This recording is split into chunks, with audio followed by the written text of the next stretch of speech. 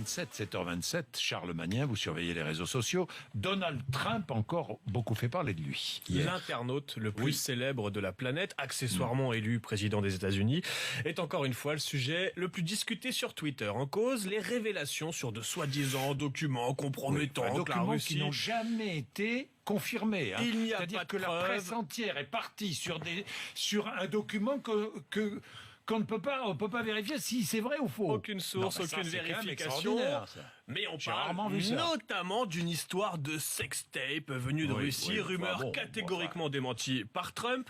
Il n'empêche que les internautes n'ont pas pu s'empêcher de sourire. Le magazine pour adultes Penthouse a déjà lancé les enchères sur Twitter. Nous offrons $1 million à celui qui nous permettrait de mettre la main sur une sextape de Trump.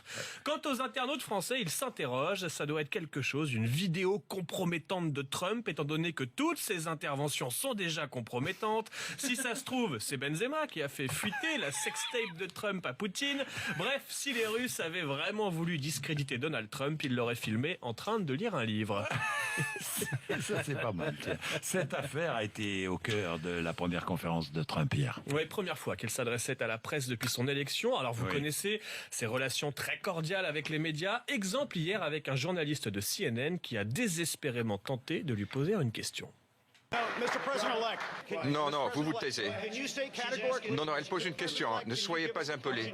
Soyez pas impoli. Arrêtez d'être... Vous n'aurez pas de question. Je ne vais pas vous laisser poser une question. Vous produisez des infos bidons. Regardez ça, c'est insupportable. Si j'avais été journaliste, je me serais levé et je serais parti. Et d'ailleurs, tous les journalistes auraient dû se lever et partir. Vous imaginez Trump seul, face à la salle, qu'est-ce qu'il fait ? Si seuls les journalistes s'étaient levés, il n'aurait pas été tout seul, Trump. Parce que selon le site américain Politico, Donald Trump aurait hier payé et placé des comédiens dans la salle afin de l'applaudir, de l'acclamer à chaque fois qu'il s'en prenait aux journalistes. Mais oui, de faire la claque comme en meeting. Bon, alors, en tout cas, ce qui est sûr, c'est que cette séquence avec les journalistes a été très commentée sur Twitter.